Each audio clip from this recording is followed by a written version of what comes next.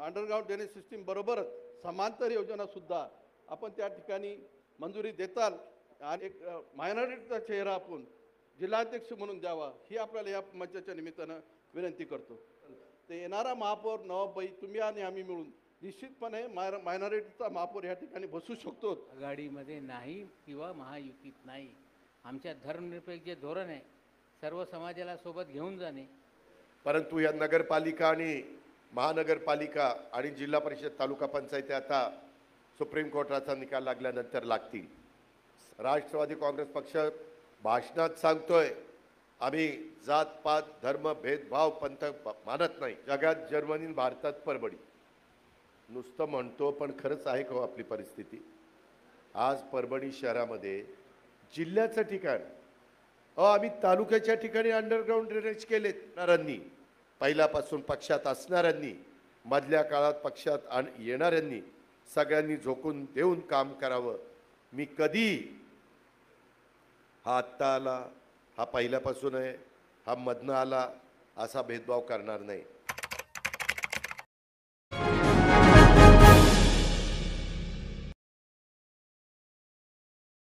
अस्सलाम वालेकुम, आदाब, नमस्कार. परभणी न्यूज़ महानगर में आपके साथ शेख इफ्तिखार. याचा आढावा आणि परभणी शहरासाठी परभणी महापालिकेत आपण विविध विकास कामाच्या संदर्भातला आढावा आपण या ठिकाणी घेतला आणि निश्चितपणाने या शहराला आणि या जिल्ह्याला वेळोवेळी ज्या वेळेस आपण आढावा घेतला किंवा आपण विशेष करून बाब म्हणून लक्ष दिलं त्यावेळेस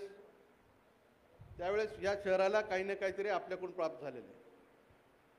मी एकदा आपल्याला विनंती केली होती मागच्या काळामध्ये ज्यावेळेस या परभणीच्या पाणी पुरवठ्या संदर्भात आपण आढावा बैठक घ्यावी त्यावेळेस आपण परभणीमध्ये अशीच आढावा बैठक घेतली होती आणि त्या वेळेस परभणीमधून इथं बसूनच आपण परभणीची पाणी पुरवठा योजना मंजूर केली होती.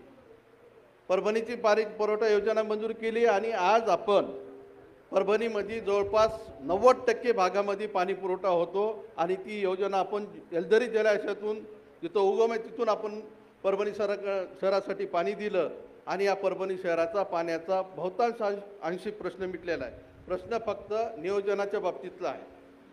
पाणी पुरवठा योजना करत असताना बऱ्याच गोष्टी आम्हाला अडचणी आल्या त्यावेळेस आपण वेळोवेळी आम्हाला मार्गदर्शन केलं. मार्गदर्शन करत असताना आपण जो लोकवाटा होता 10%चा तो सुद्धा आम्हाला भरायला कुठेतरी अडचण येत होती. तर आपण शासन बाब म्हणून विशेष योजना म्हणून आम्हाला त्यावेळेस 4% एकदा 3% अशी योजना निधी लोकवर्गणी सुद्धा आपण दिली आणि या परभणी शहराची पाणी पुरवठा योजना पूर्ण झाली. त्या योजनेबद्दल खूप काही बोलले गेलं दादा, पण ती योजना खऱ्या अर्थानं 250 कोटीची होती. ती वाढून 189 कोटीची झाली. पण आमच्या इथले नेते मंडळी किंवा जे महाभाग आहेत ते नेते कोणी म्हणते 400 कोटीची झाली, कोणी म्हणते 450 कोटी झाली. मला वाटतं सभागृहामध्ये सुद्धा या विषयावर बऱ्याच नेत्यांनी या ठिकाणी प्रश्न उपस्थित केला, पण त्या अडचणी कोणी समजून घेतल्या नाही आणि तशा अडचणीमध्ये फक्त आणि फक्त अजितदादा पवारांची साथ आम्हाला होती आणि त्या अडचणी ती योजना आज त्या ठिकाणी पूर्ण झाली. दुसरा विषय होता या शहरावर 89 कोटी रुपयाची महामंडळाची बाकी होती. 89 कोटी रुपयाची. तर ती योजना करायची असेल तर आम्हाला येलदरीला ज्यावेळेस आम्हाला कनेक्शन घ्यायचं होतं त्यावेळेस मी आपल्याकडे आलो. आपण त्यावेळेस मीटिंग लावली. अजय मेहता साहेब त्यावेळेस सेक्रेटरी होते दादा. तर 89 कोटी रुपये भरायचे कसे हा सर्वात मोठा प्रश्न आमच्यासमोर होता. तर आपण अभय योजना लागू केली होती आणि त्या अभय योजनेमध्ये आम्ही सामील झालो. ती अभय योजना लागू झाल्यानंतर आपण आम्हाला तिच्यात हप्ते पाडून दिले. पहिले आपण फक्त 24 हप्ते. महापालिकेची त्यावेळेसची परिस्थिती फार काही चांगली नव्हती. पुन्हा आम्ही तुमच्याकडे आलो. मग आम्हाला 56 हप्ते करून दिले आणि 58 लक्ष रुपयाचा दर महिन्याचा हप्ता आपण त्या ठिकाणी भरत गेलो आणि 89 कोटी रुपयाचं जे महापालिकेचं कर्ज होतं आपलं MSEBचं ते पूर्ण नील केलं आम्ही. आणि तेव्हा कुठं आपल्याला नवीन योजनेसाठी लाईट बिल म्हणजे कनेक्शन भेटले. या भागात खऱ्या अर्थानं परभणी जिल्ह्याचे तुम्ही पाणीदार मंत्री आहात. बॅरेजेस असतील, परभणीचा पाणी पुरवठा असेल, एनकेन प्रकारे अडचणीवर मात करून तुम्ही आम्हाला प्रत्येक वेळी साथ दिलेली आहे. आज आपण पक्ष आढावा बैठक घेतली ह्याची गटार योजनेसंदर्भात असेल, बाकी योजनेच्या संदर्भात असेल. निश्चितपणाने आम्हा परभणीकरांना आणि राष्ट्रवादीच्या प्रत्येक छोट्या ते छोट्या कार्यकर्त्याला विश्वास आहे की यानंतर परभणीची पाणी पुरवठा योजना ही निश्चितपणाने पूर्ण होणार आहे. आपण दिलेला शब्द पाळणारा शब्द परभणीकरांसाठी साथ ठरणार आहे आणि पाणी पुरवठा अंडरग्राऊंड ड्रेनेज सिस्टीम बरोबरच समांतर योजनासुद्धा आपण त्या ठिकाणी मंजुरी देताल आणि जवळपास आज आपण आढाव्यामध्ये तो सगळा आढावा घेतलेला आहे आणि परभणीकरांना खऱ्या अर्थानं इथून पुढे जे धूळमुक्त असेल किंवा जे पाण्यात ह्याचा कचऱ्याचा प्रश्न असेल हे सोडवण्याचे प्रश्न आपण निश्चितपणाने आपल्यामार्फत मार्गी लागणार आहेत. आता राहिला प्रश्न पक्षबांधणीचा. पक्षबांधणी संदर्भामध्ये परभणी शहरामध्ये दादा आम्ही 1000 बुकचं टार्गेट दिलं आहे. आम्हाला 1000 बुकचं टार्गेट देत असताना आपल्यासमोर जर आम्ही ती हे दिलं आहे त्याच्यात जर सुरक्षित आपण जर पाहिलं तर नोंदणी जी आहे सभासदाची आम्ही 2 प्रातिनिधिक स्वरूपात आपल्याला दिलेले आहेत 2 पुस्तकं की आमचा एक सामाजिक न्यायाचा एक अध्यक्ष आहे आणि एक सांस्कृतिकचा, त्या दोघांना जी नोंदणी केलेली आहे आपण जर पाहताल तर नोंदणी पुस्तकामध्ये त्याचं नाव, त्याचं गाव, त्याचा मोबाईल नंबर, त्याचा क्रियाशील नंबर, त्याचा आधार कार्ड नंबर आणि त्याचा वोटर ID नंबर ह्याच्या सहित आपण त्या ठिकाणी अशा पद्धतीनं नोंदणी करून आपण ते पक्षाची नोंदणी बांधणी करत आहोत. आजपर्यंत जवळपास 5000 म्हणजे 500 क्रियाशील 500 काहीतरी क्रियाशील सदस्याची नोंदणी आपली या ठिकाणी शहरामध्ये झालेली आहे. आणखीन 400चं आपलं टार्गेट बाकी आहे. आणखीन आम्हाला बुक लागणार आहेत. आता नवीन सदस्य बी जे आलेले आहेत त्यांनासुद्धा या ठिकाणी आपण ते बुकं देऊन त्यांनासुद्धा त्यांच्यामार्फतसुद्धा ती नोंदणी करणार आहोत. परभणी पाहिलं तर आत्तापर्यंत दादाच्या आशीर्वादानं माझ्यासारख्या एक छोट्या कार्यकर्त्याला नगराध्यक्षपद भूषवायची संधी भेटली, महापालिका महापौर भूषवायची संधी भेटली. आत्तापर्यंत राष्ट्रवादी काँग्रेसच्या माध्यमातून परभणी शहराला बरंच काही देण्यात आलं. परभणी शहर जर आपण बघितलं तर हे शहर जर नंबर 1ला कोणती संख्या असेल तर मुस्लिम मायनॉरिटी संख्या आहे आणि प्रत्येक वेळेस पक्षानं मायनॉरिटीच्या माध्यमातून परभणीकरांना प्रतिनिधित्व करण्याची संधी वेळोवेळी दिलेली आहे. आपण जर पाहिलं तर 4 टर्म आपल्याला MLC या ठिकाणी मायनॉरिटी समाजात दिलेली. 6 वर्ष आता रनिंग आहे, 6 वर्षाची खासदारकी आपण दिलेली आहे. 8 वर्ष मंत्रिपद मायनॉरिटीला परभणीमध्ये दिलेलं आहे शासनाच्या वतीनं. आणि परभणीकरांनी ज्या वेळेस आपण राष्ट्रवादीच्या माध्यमातून एखादा चेहरा आपण शहरासमोर आणला तर मी इथं सांगायला हरकत नाही की जनरल वोटिंगमध्ये नगराध्यक्षाचं वोटिंग होतं त्यावेळेस सुद्धा आमचे सज्जू लालाजी होते, त्यांनासुद्धा जनतेमधून निवडून नगराध्यक्ष ते झाले होते.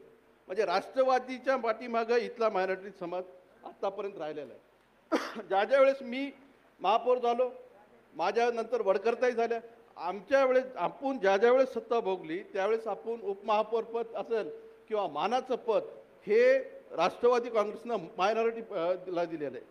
पण गेल्या 7-8 वर्षापासून आता मी महापौर होतो 2012ला, त्याच्यानंतर ज्या सत्ता आल्या निश्चितपणाने ज्याची कोणाची सत्ता होती मायनॉरिटीला त्या ठिकाणी मायनॉरिटीला त्या ठिकाणी न्याय मिळाला नाही. पण इथून पुढेच्या काळामध्ये माझी आपल्याला या निमित्तानं विनंती आहे, नवाबाई आपण सर्व मिळून महापालिकेच्या इलेक्शनला परभणीमध्ये आपला जास्त वेळ द्यावा आणि निश्चितपणाने या शहरामध्ये एकदा पूर्ण महाराष्ट्राचं तर मला माहीत नाही पण पक्षाच्या वतीनं मायनॉरिटीला जर स्थान द्यायचं असेल तर येणारा महापौर नवाबाई तुम्ही आणि आम्ही मिळून निश्चितपणे मायनॉरिटीचा महापौर या ठिकाणी बसू शकतो ही आश्वासन आपल्याला या ठिकाणी देतो. दुसरा, आता पक्ष बांधणीची वेगळे फंडे चालू आहेत. आम्ही सर्व मिळून वेगळ्या पद्धतीनं पक्षाचं काम करत आहोत. आता राजेश विटेकरजी ग्रामीणमध्ये काम करत आहेत, मी शहरामध्ये करत आहे. पण शहरामध्ये काम करत असताना आपण या शहराचा जर विचार केला तर इतके दिवस ग्रामीणमध्ये बाबाजानीसारखे ग्रामीण अध्यक्ष होते आणि मी शहराध्यक्ष होतो. आता इथून पुढे देखील आपण राजेश विटेकरजी ग्रामीणमध्ये काम करत आहे, परभणी शहरामध्ये देखील एक मायनॉरिटीचा चेहरा आपण जिल्हाध्यक्ष म्हणून द्यावा ही आपल्याला या मंचाच्या निमित्तानं विनंती करतो.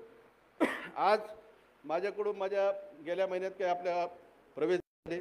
आज जवळपास 7-8 नगरसेवकाचे या ठिकाणी प्रवेश होणार आहेत आणि काही मान्यवर या ठिकाणी आहेत त्यांचे देखील प्रवेश होणार आहेत परभणी शहराच्या वतीनं. जास्त वेळ न घेता, आधीच वेळ खूप झाला आहे, जास्त वेळ न घेता अजितदादा हे परभणीसाठी सदैव आत्तापर्यंत तत्पर राहिलेले आहेत कामाच्या बाबतीत, इथून पुढे बी राहतील हीच आपल्याकडून अपेक्षा व्यक्त करतो. आणि येणाऱ्या सर्व शहरातील आणि ग्रामीण मधले जे मी नाव वाचत बसत नाही, नंतर नाव वाचणारच आहे, सर्वांचं मी या ठिकाणी खूप खूप स्वागत करतो. इथंच थांबतो. धन्यवाद. जय हिंद, जय महाराष्ट्र, जय राष्ट्रवादी. तो अलीकडच्या काळामध्ये हे सर्व दिशाहीन कार्यकर्ते आज आपल्यावर विश्वास ठेवून आज राष्ट्रवादी काँग्रेस पक्षामध्ये त्या ठिकाणी पुन्हा एकदा प्रवेश करून या जिल्ह्यामध्ये नंबर 1चा राष्ट्रवादी काँग्रेस पक्ष कशा पद्धतीचा होईल हे आम्ही सर्व त्या ठिकाणी काम करत आहोत. 2014ला जी परिस्थिती होती, खऱ्या अर्थानं आज आमचा तोच उद्देश आहे की मी ग्रामीणचा जिल्हाध्यक्ष आणि प्रतापया शहराचे जिल्हाध्यक्ष, आमच्याच दोघांच्या माध्यमातून आज आम्हाला जेवढं काही डिव्होशन, जेवढं काही संघटन या ठिकाणी राष्ट्रवादी काँग्रेस पक्षाच्या माध्यमातून देता येईल ते आम्ही देण्यासाठी या ठिकाणी प्रयत्न करत आहोत. कारण 2014ला या जिल्ह्यामध्ये महापालिका राष्ट्रवादी काँग्रेस पक्षाकडे होती, जिल्हा परिषद राष्ट्रवादी काँग्रेस पक्षाकडे होती, जवळपास विधान परिषदेचा सदस्य राष्ट्रवादी काँग्रेस पक्षाचा आणि 4 पैकी 2 आमदार हे राष्ट्रवादी काँग्रेस पक्षाचे 2014ला होते. आज त्याच माध्यमातून तोच विचार आणि तेच नेतृत्व पुढे घेऊन आम्ही आज पुढच्या काळामध्ये आपल्या नेतृत्वाखाली या जिल्ह्यामध्ये पुन्हा एकदा तीच परिस्थिती या जिल्ह्यामध्ये आम्ही काम करण्याच्या माध्यमातून करणार आहोत. आणि जेवढं काही तुम्ही ठरवताल, तुम्ही जो आदेश द्याल तो आदेश मानून भविष्याच्या दृष्टीने आम्ही त्या ठिकाणी काम करणार आहोत. आज निश्चित आपण सर्वांनी मिळून एका दिलानं, एका विचारानं आणि एका ताकदीनं स्थानिक स्वराज्य संस्थेमध्ये आपली ताकद त्या ठिकाणी दाखवून द्यावी लागणार आहे. कारण दादांनी आपल्या सर्वांसाठी या जिल्ह्यासाठी भरपूर काही केलेलं आहे, परंतु आपण देत असताना मात्र कुठेतरी कमी पडतो अशी परिस्थिती मागच्या अनेक दिवसामध्ये त्या ठिकाणी पाहायला मिळाली आहे. दादांनी सुद्धा बोलताना व्यक्त केलेल्या भावना आहेत की मी परभणीसाठी संपर्क मंत्री होतो, परभणीला आजपर्यंत पालकमंत्री दिलेला आहे, पालकमंत्री दिल्याच्या नंतर परभणीनं त्या ठिकाणी मला पाहिजे तसं दिलेलं नाही आहे. हे आपल्या खऱ्या अर्थानं कार्यकर्त्यांना विचार करण्याची गोष्ट आहे. आज मी दादांना नांदेडला या ठिकाणी आवर्जून सांगितलेलं आहे आणि आजही या ठिकाणी दादाला आवर्जून परभणीमध्ये सांगतो, दादा जे तुम्ही महाविकास आघाडी असताना जो निर्णय घेतला आणि परभणीचं पालकमंत्रीपद आज तुम्ही राष्ट्रवादी काँग्रेस पक्षाला घेतलं आणि आदरणीय नवाबबाईला त्या ठिकाणी तुम्ही संधी दिली, मी निश्चित तुम्हाला गर्वानं या ठिकाणी सांगतो, मी काही नवाबबाईची स्तुती करायला या ठिकाणी उभा नाही आहे. खऱ्या अर्थानं माझ्या या ठिकाणी जेवढे जिल्हा परिषदेचे सदस्य आहेत, जेवढे पंचायत समितीचे सदस्य आहेत आणि जेवढे माझे कार्यकर्ते या ठिकाणी प्रमुख आहेत, या सर्वांच्या साक्षीनं वाटलं तर त्यांना विचारा, तुम्ही या जिल्ह्यावर प्रामाणिकपणानं लक्ष दिलेलं आहे. खऱ्या अर्थानं तर दादा आज आमच्या सर्वांचं, भैया असेल, आम्ही असेल, आता ही सर्व टीम आमची काम करत असताना राष्ट्रवादी राष्ट्रवादी राष्ट्रवादी याच्यासाठीच आम्ही काम करणार आहोत. आणि दादा व्यक्तिगत माझा विषय या ठिकाणी तुम्हाला आवर्जून सांगतो की दादा माझ्या वतीनं मी दादांना या ठिकाणी विनंती करतो, एक मिनिट माझं ऐकावं, की माझ्यासारख्या कार्यकर्त्याला तुम्ही आज एवढं मोठं केलेलं आहे की महाराष्ट्राच्या इतिहासामध्ये आत्तापर्यंत घडलेलं नसेल जे तुम्ही घडवून दाखवलेलं आहे. की 4 महिन्यात 2दा आमदार, 4 महिन्यामध्ये 2दा आमदार करण्याची किमया आणि 4 महिन्यामध्ये 2दा आमदार करण्याची जी काही ताकद आहे, खऱ्या अर्थानं अजितदादा पवार यांच्या कार्यकुशल नेतृत्वामुळेच आहे, हे सुद्धा या ठिकाणी सांगतोय. पुन्हा परभणीचा हा दुसरा दौरा आहे आणि दौरा करत असताना दादांनी ठरवलं की ज्या जिल्ह्यावर विशेष लक्ष नेहमी दादांनी दिलं तो परभणी जिल्हा, त्याच्या विकास कामा बाधित होऊ नये त्यासाठी दादांनी आज जिल्ह्याचा आढावा घेतला, महानगरपालिकेचा आढावा घेतला आणि आढावा घेतल्यानंतर विकास कामामध्ये कुठलेही बाधा येणार नाही आणि परभणीच्या चांगल्या पद्धतीने विकास व्हावा हा उद्देश ठेवून पुढे निश्चित रूपाने निर्णय दादा घेतील. पण कार्यकर्ता संवाद मेळावा असताना मागच्या 1 महिन्यापूर्वी बरेचसे नगरसेवक पक्षामध्ये सामील झाले. आज पण काही नगरसेवक परभणी शहराचे पक्षामध्ये सामील होत आहे, काही नगरपालिकेचे माजी नगरसेवक हे पक्षामध्ये सामील होत आहे. जिल्ह्यातले विविध ठिकाणचे मोठे मोठे नेते आज पक्षप्रवेश करण्याच्या उद्दिष्टाने आज या ठिकाणी उपस्थित राहिलेले.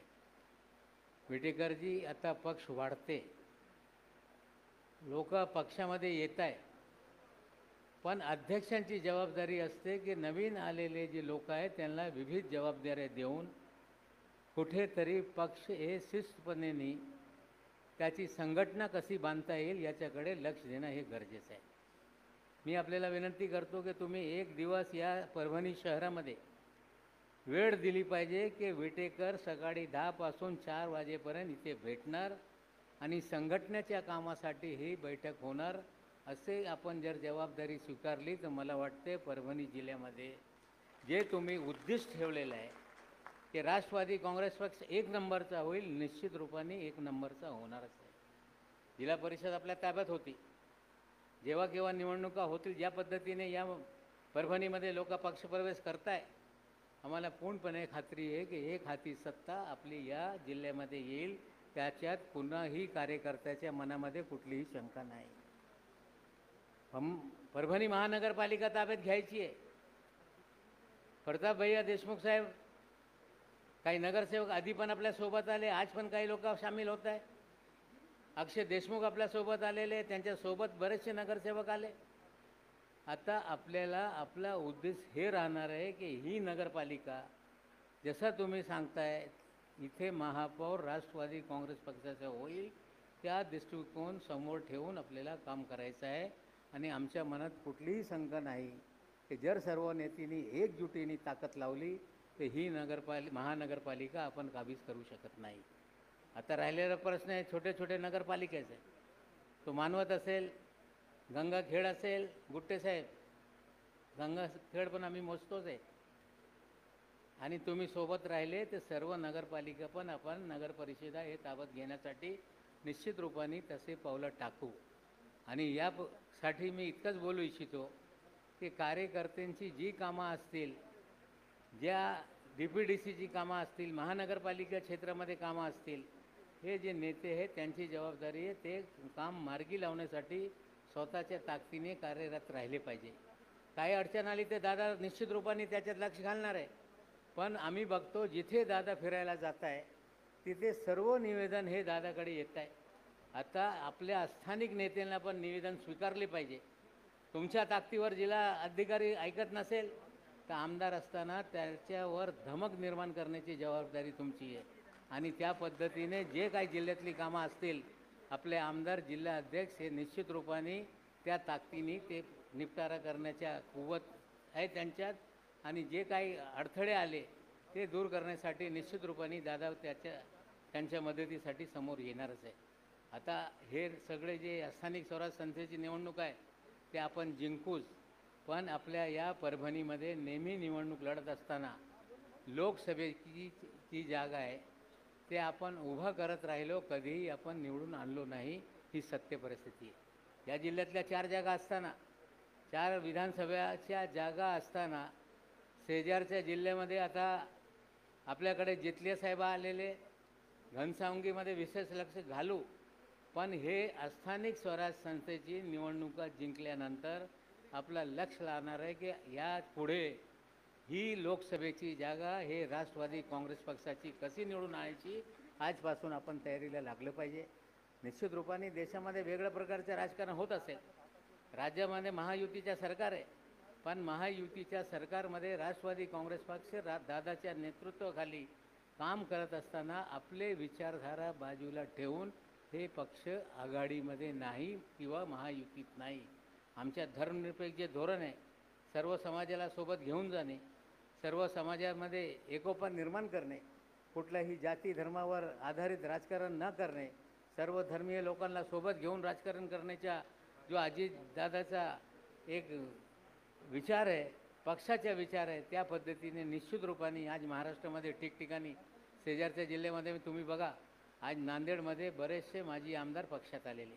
काही दिवसापूर्वी आपण पाहिलेलं आहे की सांगली जिल्ह्यामध्ये जिथे आपले एक पण आमदार नाही, 4 माजी आमदार, माजी मंत्री पक्षामध्ये सामील झालेले.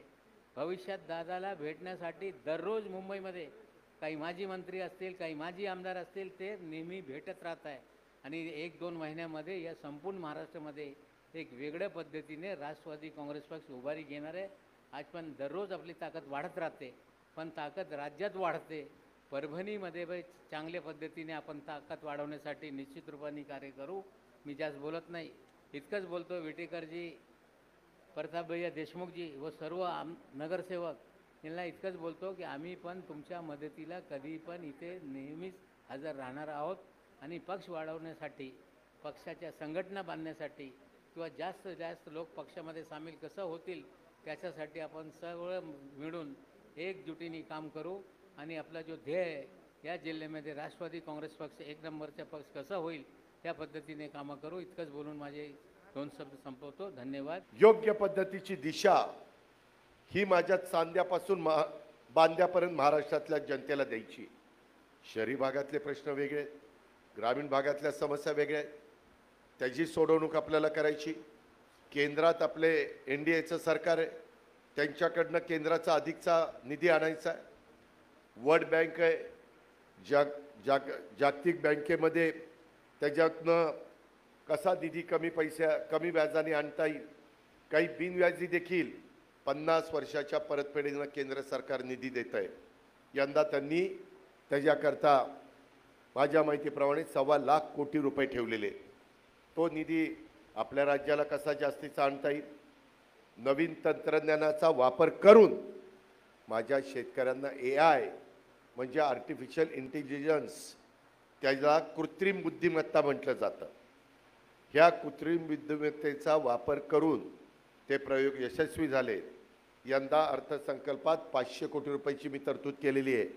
ऊसाची शेती, कापसाची शेती, सोयाबीनची शेती, त्याच्यामध्ये फळबागा, त्यामध्ये मका, त्यामध्ये कांदा, त्यामध्ये काही धान म्हणतात, भात म्हणतात, काही पॅडी म्हणतात. ही पिकं ही आपल्या महाराष्ट्रातली महत्त्वाची पिकं. अजून 2.5 वर्ष आहे, तिला वेळ आहे. परंतु या नगरपालिका आणि महानगरपालिका आणि जिल्हा परिषद तालुका पंचायती आता सुप्रीम कोर्टाचा निकाल लागल्यानंतर लागतील. सर्वांना प्रतिनिधित्व द्यायचं आहे, सर्व घटकाला तिथं सामावून घ्यायचं आहे. असं कुठल्या घटकाला वाटता कामा नये. राष्ट्रवादी काँग्रेस पक्ष भाषणात सांगतोय आम्ही जात पात धर्म भेदभाव पंथ मानत नाही, पण आपल्याला ते कृतीतनं दाखवावं लागेल. इथं कुठल्याही परिस्थितीमध्ये महाराष्ट्रात जातीय सलोखा टिकवावा लागेल. जे भारताच्या विरोधी काम करतील ते देशद्रोही.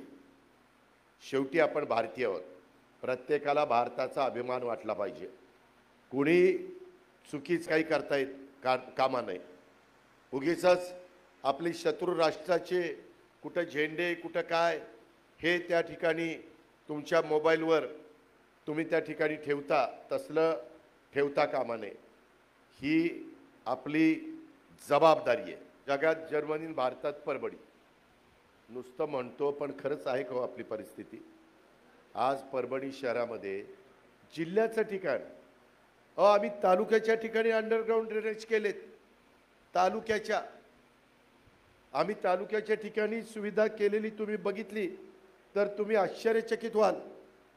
मी त्याच्याकरता इथं प्रताप आहे, इथं त्या ठिकाणी अक्षय आहे, इथं राजेश तू स्वतः आहेत, बाकीचे माझे सगळे शहरामध्ये काम करणारे सहकारी आहेत.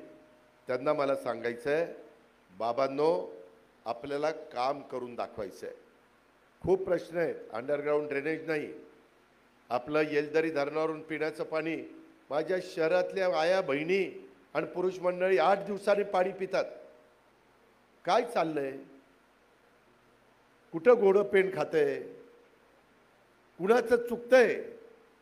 कुणाचं चुकतंय?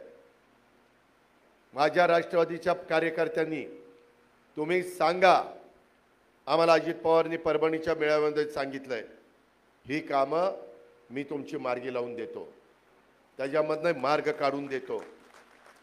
सगळी सोंग करता येतात, पैशाचं सोंग करता येत नाही, परंतु तरी पण त्याच्यातनं मार्ग काढता येतो. तो मार्ग आपण काढू. आता विजेची बिलं थकतात तर सोलरवर वीज निर्मिती होते. आम्ही तुम्हाला 3 हॉर्सपावर 5 हॉर्सपावर 7.5 हॉर्सपावरच्या मोटरला वीज बिल माफ केलंय.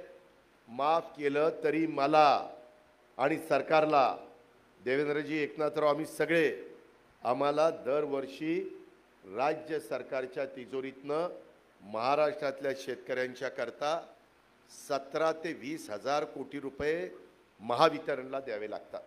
किती? 17 ते 20 हजार कोटी. माझ्या लाडक्या बहिणी बसल्यात.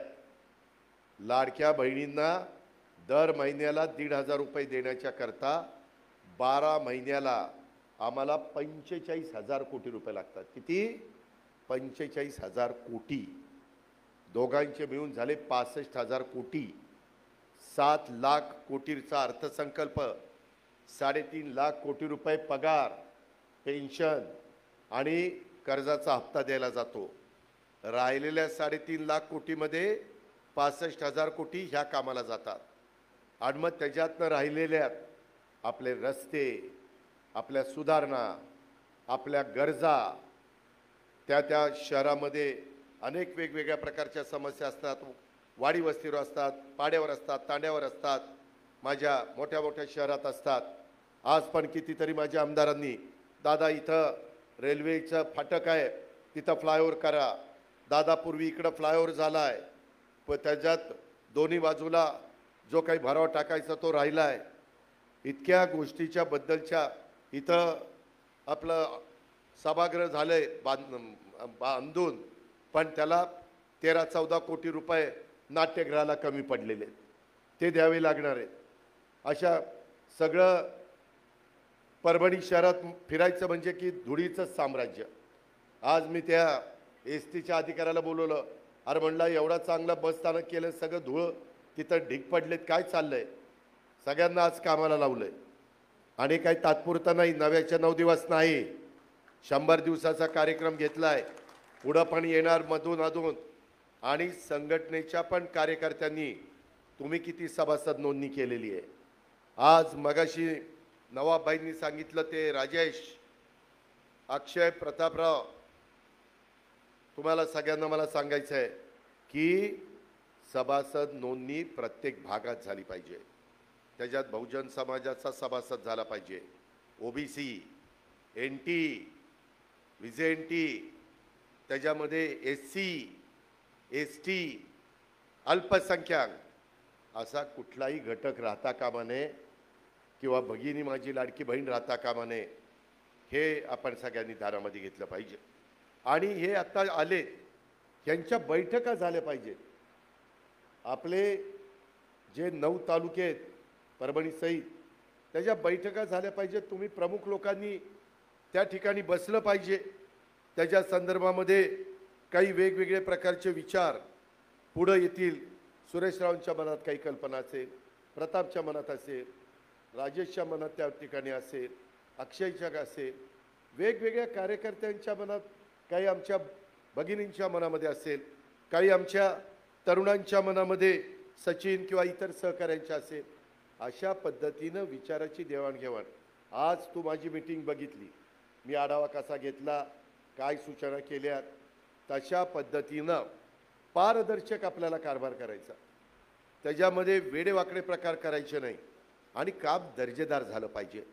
उगीच ती माझ्या जवळचा राष्ट्रवादीचा जाऊ दे, त्याचं काम वंगाळ असलं तरी चालते, काय बिघडत नाही. कशा करता वंगाळ? त्याला पैसे दिले, काय फुकट काम केलंय? कार्यकर्त्यांनी कार्यकर्त्यासारखं वागलं पाहिजे. माझं तर मी स्पष्ट बारामतीत सांगितलं भाषणात, मला लाखापेक्षा जास्त मतांनी निवडून दिलंय. म्हणलं ज्याला कॉन्ट्रॅक्टर व्हायचंय त्यांनी पुढारपण करू नका, आणि ज्यांना पुढारपण करायचंय त्यांनी कॉन्ट्रॅक्टर होऊ नका. कुठलं तरी एक करा, नाहीतर ती पुढारी पण आणि कॉन्ट्रॅक्टर पण. आणि आम्ही आलो की ती हाईच गाडीत आमच्या, आणि मग ती कलेक्टर, CO, SP आणि ते अधिकारी बघतात, ही तर लय दादाच्या जवळचं आहे, आणि मग हे जो मोजमाप करताना ही दादाला आपलं सांगेल. असलं नाही पाहिजे. तुम्ही काहीतरी एक स्वीकारा ना. आम्ही कसं लोकांची सेवा हे स्वीकारलेलं आहे. आम्ही कॉन्ट्रॅक्टर आहे का? नाही. कॉन्ट्रॅक्टरचं काम करणारे पण आमचे अनेक ओळखीचे आहेत ना, त्याबद्दल माझं दुमत नाही. तुमच्या मनात जो व्यवसाय करायचा तो करा, तो चांगला असला पाहिजे, ती 2 नंबरचा नसला पाहिजे. 2 नंबरचा असला तर मग तुम्ही टायरमध्येच, त्याला इलाज नाही. त्याच्यात लोकांनी पण राष्ट्रवादीकडे बघत असताना राष्ट्रवादीची प्रतिमा स्वच्छ आहे, चांगली आहे. राष्ट्रवादीच्या नेत्याचे विचार चांगले आहेत.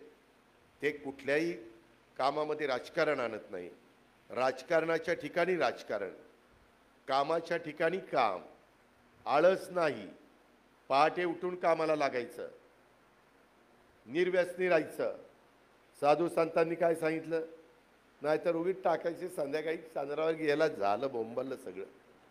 जर तो पदाधिकारी असला माझ्या पक्षाचा, आपल्या पक्षाचा, आणि तो काहीतरी वेडवाकडं काही टाकून खाऊन पिऊन बोलायला लागला, माझ्या लाडक्या बहिणीची काहीतरी चेष्टा मस्करी करायला लागला, मी कसं सहन करीन? मी त्याची हकालपट्टी करीन. मी आधीच तुम्हाला सांगतोय, हे मला चालणार नाही. त्या संदर्भामध्ये त्याच्याकरता तुम्ही काय गोष्ट निवडायची, कुठल्या रस्त्याने जायचं हे आपण ठरवा. कारण मित्रांनो, तुम्ही अनेक वर्ष पाहताय की अनेकांना व्यसनाधीन झाल्यानंतर आयुष्य बर्बाद झाली, संसार उद्ध्वस्त झाले. अहो, मी तर इतकी माझ्यासमोर उदाहरणं आहे, एवढी गडगंज श्रीमंती प्रॉपर्टी, पुढच्या पिढीमधली लोक, त्यांची मुलं ही चुकीच्या पद्धतीनं वागली, एका पिढीत सगळं होत्याचं नव्हतं झालं. जास्त वेळ लागत नाही. नाव कमवायला काही वर्ष खस्ता खाव्या लागतात. नाव जायला 2 मिनिट लागत नाही. पाय घसरला की गेला, मेला, मातीत गेला. ही गोष्ट आपण लक्षामध्ये ठेवा. आणि ह्या पद्धतीनं काम करत असताना कुठेही कुठल्याही महामानवाचा अनादर करायचा नाही. सगळ्यांच्या बद्दल एक आदराची भावना, एक श्रद्धेची भावना ही आपली त्या बाबतीमध्ये असली पाहिजे. कोण चुकीचं वागत असेल तर त्याला 4 गोष्टी समजून सांगण्याचं काम हे देखील बाबांनो तुम्ही त्या ठिकाणी केलं पाहिजे. म्हणून आज मी आढावा बैठक घेत असताना तुमची पिण्याच्या पाण्याची योजना, तुमचं अंडरग्राऊंड ड्रेनेजचं काम, तुमची रस्त्याची कामं, आज धुळीचं जे साम्राज्य आहे त्याच्यातनं तुमचं प्रदूषण होतं आहे आणि त्याच्यातनं तुमचं आरोग्य खराब होतं आहे, त्याच्यातून पर्यावरण हे तिथं ढासळलं जातं आहे, ह्याचा पण विचार तुम्ही करत नाही. ही गोष्ट आपण सगळ्यांनी लक्षामध्ये ठेवा.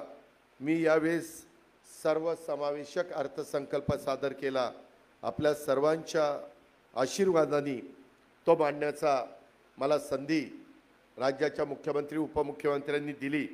समाजातला शेतकरी, कष्टकरी, महिला, तरुण तरुणी अशा प्रत्येक घटकाला न्याय देण्याचा प्रयत्न मी या अर्थसंकल्पाच्या माध्यमातून केलेला आहे. मी सांगतोय महाराष्ट्राला, महाराष्ट्र आता थांबणार नाही, विकास आता लांबणार नाही.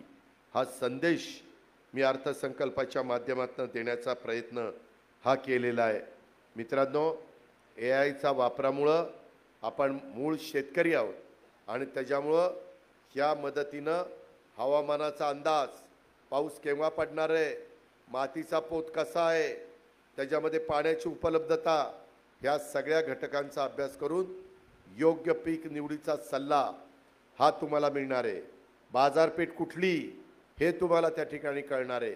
पॅकेजिंग कसं करायचं, मार्केटिंग कसं करायचं हे त्या ठिकाणी तुम्हाला कळणार आहे.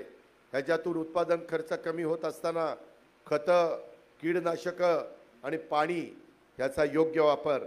आता कधीकधी आपण एवढं पाणी देतो की जमीन क्षारपड होते. तसं आता करायचं नाही आणि म्हणून ह्या आपल्या AIचा वापर आपल्याला करायचा आहे. ह्या आधुनिक तंत्रज्ञानाच्या मदतीने योग्य प्रमाणात कीड नियंत्रण आणि अचूक खत व्यवस्थापन आणि माती परीक्षण करता येणार आहे. अहो, प्रत्येक माती, आपल्या मानवतची माती, सेलूची माती, माझ्या परभणीची माती, माझ्या पाथरीची माती आणि तिकडं बारामतीची माती, इंदापूरची माती, प्रत्येक मातीला वेगवेगळ्या खताची गरज आहे. काही लोह कमी आहे, काहीमध्ये पोटॅश कमी आहे, काहीमध्ये नायट्रोजन कमी आहे. हे सगळे वेगवेगळे प्रकार आहेत. काहीमध्ये स्फुरद कमी आहे आणि ते परीक्षण ते बरोबर मशीन करतं. तुम्हाला काय सांगायचं परभणीकरांनो, आता तर गाड्या ज्या निघाल्यात ड्रायव्हरच नाही, कॉम्प्युटरला सांगायचं आहे चल इथून आता अजित पवारला चाललं जायचं बसमतला, गाडी चालायला लागणार. मध्ये कुणी आडवं आलं गाडी थांबणार, ते गेलं की परत गाडी चालायला लागणार. विमानं देखील वैमानिक नसताना त्या ठिकाणी चालू शकतात, असं तंत्रज्ञान विकसित झालंय. तुम्ही म्हणाला ह्याला दुपारी काय ह्याला चढली का काय कुणाला माहिती, मला चढली नाही. मी खरं आहे ते सांगतोय. तुम्ही माझ्या परिवारातली माझ्या घरची माणसं आहात, मला अंधारात ठेवायचं नाही. काय जगात चाललं हे माझ्या जीवाभावाच्या सहकार्याला कळलं पाहिजे, माझ्या लाडक्या बहिणींना कळलं पाहिजे, ते मी सांगण्याचा प्रयत्न करतोय. मी आता कृषी क्षेत्रात राज्य सरकारनं ॲग्री हॅकॉथॉन हे नवीन पाऊल उचललेलं आहे, त्याचा पण आपण उपयोग केला पाहिजे. हे वर्ष राष्ट्रवादी काँग्रेस पक्षाची 10 जूनला 1999ला शिवाजी पार्कला स्थापना झाली, 25 वर्ष पूर्ण झाली. रौप्य महोत्सवी वर्ष आपण साजरा करतोय. त्यामुळं आता पक्ष ऐन तारुण्यामध्ये आपला आलेला आहे. विकासाची विचारधारा आपण निवडली आहे. मला केवळ खात्रीच नाही तर विश्वास आहे की आपला रस्ता योग्य आहे, आपली दिशा बरोबर आहे, आपलं ध्येय स्पष्ट आहे आणि ह्या तरुणांच्या सळसळत्या रक्ताचा आपल्याला जे काही उत्साह आहे त्या उत्साहाचा फायदा समाजाच्या भल्याकरता, राष्ट्रवादीच्या वाढीकरता आणि तरुणांना योग्य दिशेने पुढे नेण्याच्या करता त्याकरता करायचा आहे. येणाऱ्या स्थानिक स्वराज्य संस्थांच्या निवडणुकीत पक्षाला राज्यात एक चांगलं यश हे आपल्याला मिळवून द्यायचं आहे. त्याकरता तुम्ही सर्वांनी आपापल्या गावात काम करावं. राष्ट्रवादीला आपल्या शहरात, जिल्ह्यात आणि राज्यात एक राष्ट्रवादी काँग्रेसमय वातावरण तयार करण्याच्या करता तुम्ही आत्ता प्रवेश करणाऱ्यांनी, पहिल्यापासून पक्षात असणाऱ्यांनी, मधल्या काळात पक्षात येणाऱ्यांनी सगळ्यांनी झोकून देऊन काम करावं. मी कधी हा आत्ता आला, हा पहिल्यापासून आहे, हा मधनं आला असा भेदभाव करणार नाही. ज्याच्यात कर्तृत्व असेल, ज्याच्यात नेतृत्व असेल, ज्याच्यात संघटना कौशल्य असेल, ज्याच्यात समाजातल्या सर्व घटकाला बरोबर घेऊन येण्याची क्षमता आणि ताकद असेल, त्यांना संधी देण्याचं काम आपण सगळेजण मिळून करू. मी कुठेही भेदभाव त्यामध्ये करणार नाही. येणाऱ्या आपल्या राष्ट्रवादी काँग्रेस पक्षाच्या वाढीसाठी आपण झपाटून सगळ्यांनी काम करण्याची गरज आहे. सय्यद असीम सय्यद निसार सामाजिक कार्यकर्ते, मोहम्मद आलिम मोहम्मद युनुस अन्सारी उर्फ बब्बू शेठ जर्दावाले सामाजिक कार्यकर्ते, नईमुद्दीन लुटुपुद्दीन उर्फ नमू शेठ उबाटा अल्पसंख्याक जिल्हा प्रमुख यांचाही प्रवेश होत आहे. Doctor S.M. राव सामाजिक कार्यकर्ते, मोहम्मद इंजाम इंजिनियर मनपा, ॲडव्होकेट मुजाहिल हासमी समाजसेवक, संजय आदोडे या सर्व नेत्यांचा प्रतापभाई देशमुख यांच्या नेतृत्वात प्रवेश होत आहे. सर्व कार्यकर्त्यांना विनंती की कोणीही जेवल्याशिवाय जाऊ नये. उजव्या साईडच्या हॉलमध्ये जेवण्याची सोय केलेली आहे, तरी सर्वांनी जेवल्याशिवाय जाऊ नये.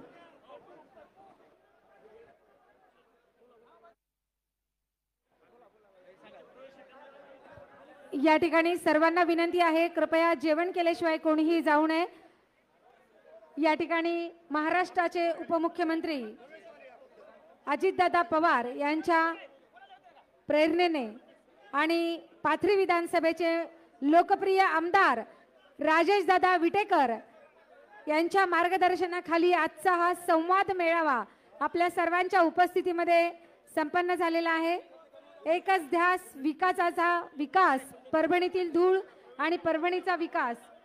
घड्याळ तेच पण वेळ नवी. सर्वांना विनंती आहे, फक्त प्रवेशवाल्यांनीच या ठिकाणी वरती यायचं आहे. बाकी फोटो काढण्यासाठी, स्वागत करण्यासाठी कोणी यायचं नाही.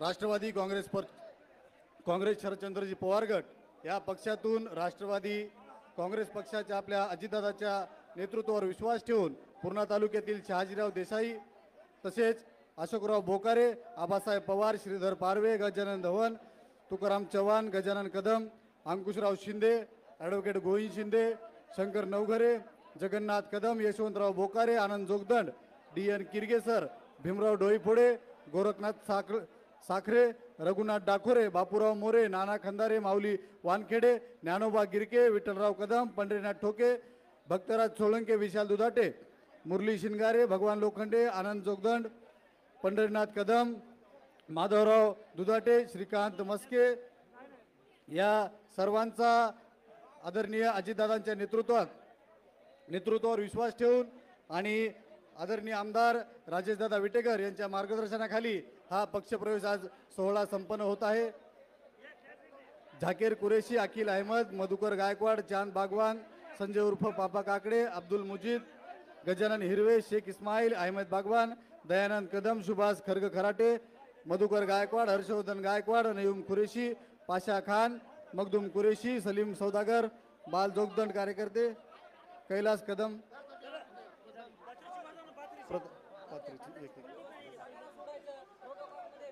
कुणीही गडबड करू नये, ज्यांचं नाव घेतलं त्यांनीच यावं। प्रिय सर्वांना विनंती आहे, कुणीही गर्दा करू नये, प्लीज प्रोटोकॉल पाळा, गर्दा करू नका, प्रत्येकाला वेळ भेटणार आहे, दादा इथंच थांबणार आहेत, कुणीही गर्दा करू नका। प्रतापजी कदम, पालम मधील केशवराव कुराळे, कल्याण कुराळे, संजय पक्ष प्रवेशवाल्यांनी उजव्या साईड नाही यावं, पक्ष केशवराव कराळे, कल्याण कराळे, संजय कराळे, बालाजी बळेवाड, ढकलाढकली कुणीही करू नये। ग्रामपंचायत उदगाव सोनपेठ, महादेव बालमित्र खरात, भगवान नामदेव चव्हाण, सतीश बापूराव खरात, समाधान नागराव वाघमारे, माणिक लिंबाजी खरात, योगेश उद्धवराव भिजे, किरण आनंदराव खरात, पंडराव शंकरराव डाके,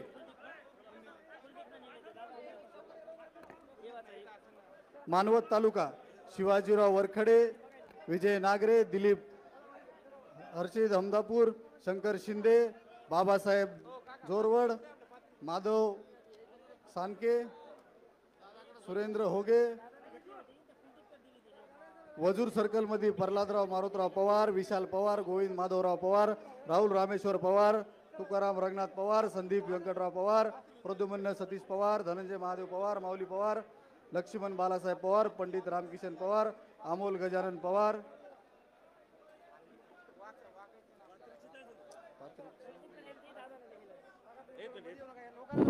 पाथरी तालुक्या पाथरदवान बुद्रुक, पाथरदवान खुर्द, देवीदास मोहिते, विठ्ठलराव धांडगे, चला सर्व सहकार्यासोबत पक्ष प्रवेशासाठी यावे।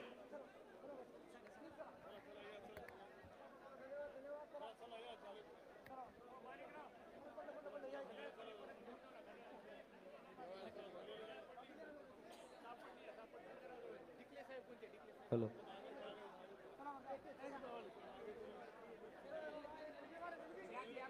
हॅलो वसीम,